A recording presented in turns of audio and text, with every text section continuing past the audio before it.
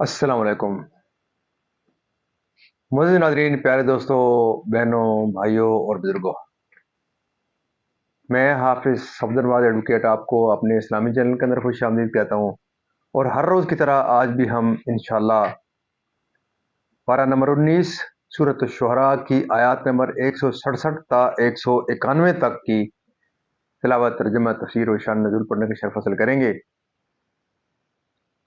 شروع کرنے سے پہلے ہم درود شریف پڑھتے ہیں، آپ بھی میرے ساتھ پڑھیں۔ اللهم صل على محمد وعلى آل محمد كما صليت على إبراهيم وعلى آل إبراهيم إنك حميد مجيد. اللهم بارك على محمد وعلى آل محمد كما باركت على إبراهيم وعلى آل إبراهيم إنك حميد مجيد. أما بعد فأعوذ بالله من الشيطان الرجيم. بسم الله الرحمن الرحيم.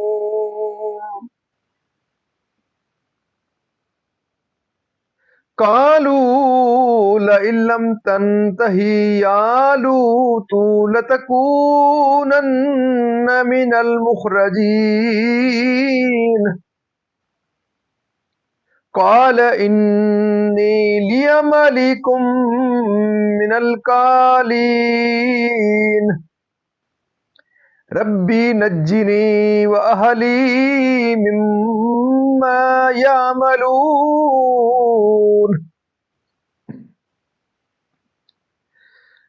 فنجيناه وأهله أجمعين إلا عجوزا في الغابرين.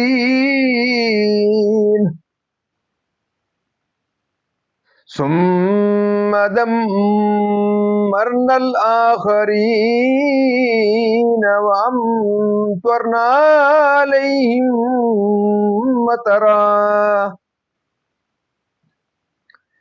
فساء مطر المنذرين.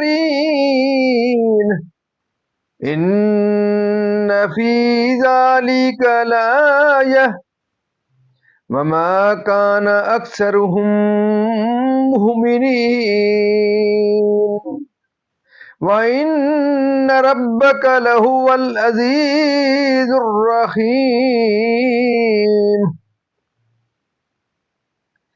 كذب أصحاب الأيكة المرسلين إذ قال لهم شعيب ألا تتقون إني لكم رسول أمين فاتقوا الله وأطيعون. وما أسألكم عليه من أجر إن أجري إلا على رب العالمين. أوفوا الكيل ولا تكونوا من المخسرين وزنوا بالقسطاس المستقيم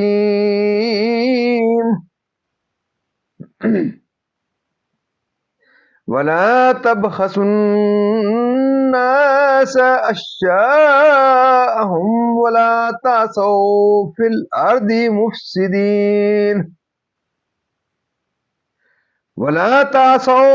الأرض مفسدين واتقوا الذي خلقكم والجبلة الأولين.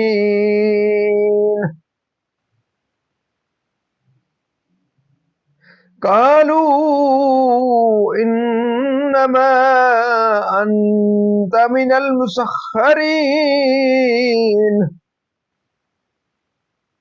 وما أنت إلا بشر مثلنا وإن نظنك لمن الكاذبين.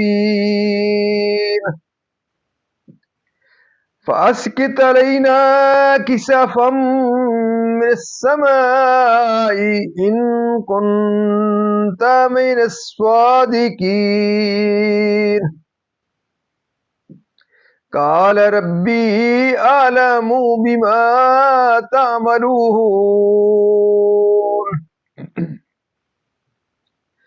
فكذبوه فأخذهم عذاب يوم الظلة إنه كان عذاب يوم عظيم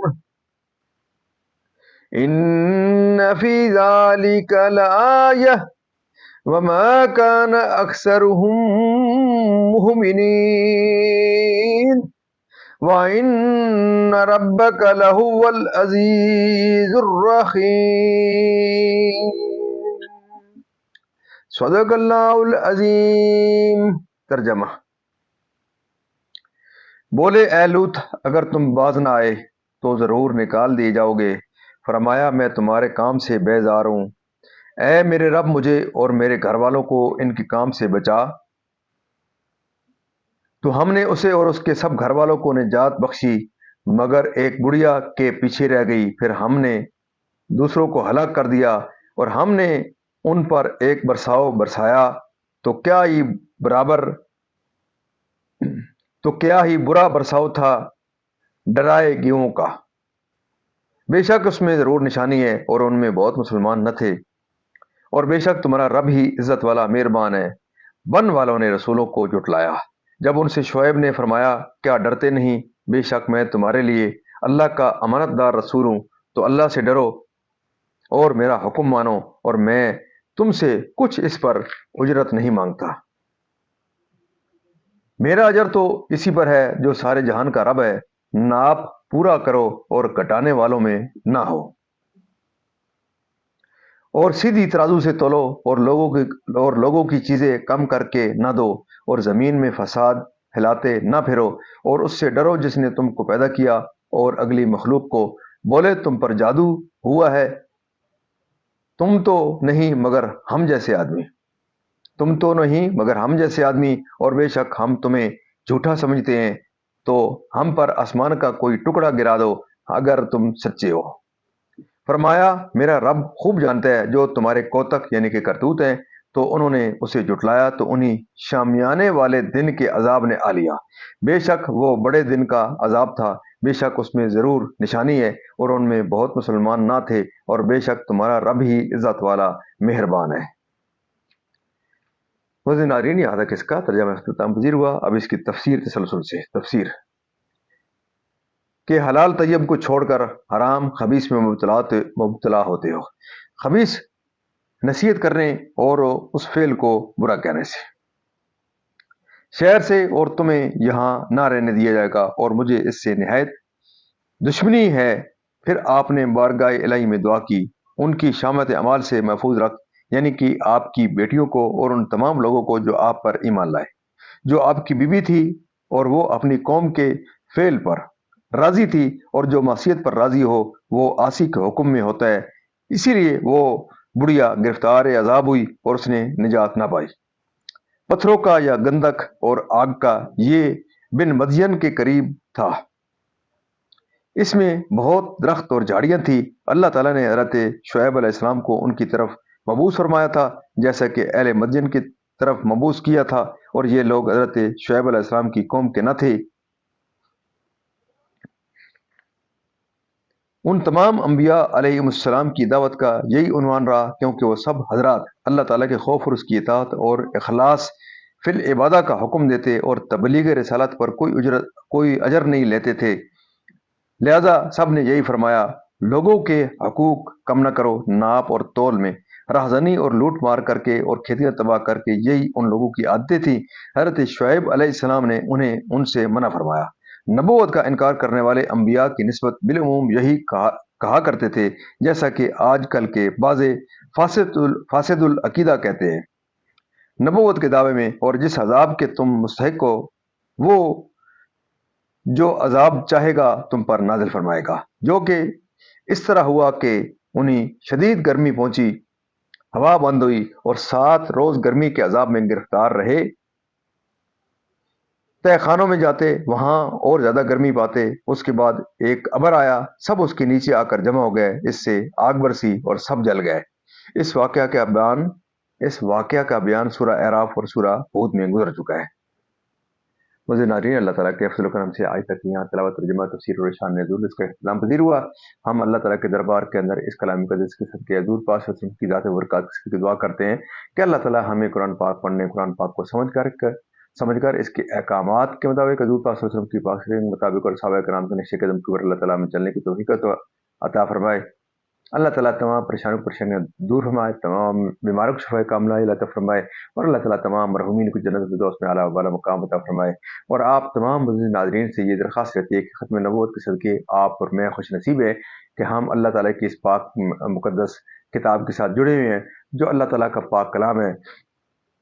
آپ سے یہ استدعا رہتی ہے کہ آپ خود بھی اس ویڈیو کو پورا دیکھیں، اپنے بچوں کو، اپنے عزیز و اقارب کو تلقین کریں، تبلیغ کریں، اس کی ترغیب دیں۔ اللہ تعالیٰ آپ کو قرآن پاک کو سننے، سمجھنے اور اس پر عمل کرنے کی توفیق عطا فرمائے، اور دن قیامت مجھے اور آپ کو اللہ تعالیٰ کے دربار کے اندر اللہ تعالیٰ حضور پاک صلی اللہ علیہ وسلم کی شفاعت نصیب فرمائے۔ آمین ثم آمین۔